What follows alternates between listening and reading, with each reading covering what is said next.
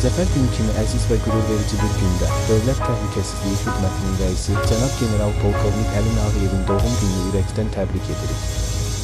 Əli Nağıyev Azərbaycan dövlətçiliyinin milli təhlükəsizliyimizin keşiyində duran peşəkar fəaliyyəti, vətənə sədaqəti və yüksək məsuliyyəti ilə seçilən nümunəli sərkərdə və dövlət xadimidir.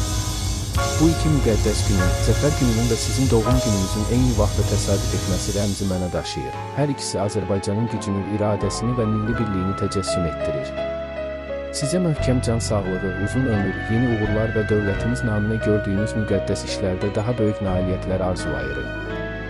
Zəfər günü və doğum gününüz mübarək, cənab general polkovnik Əli Nağıyev.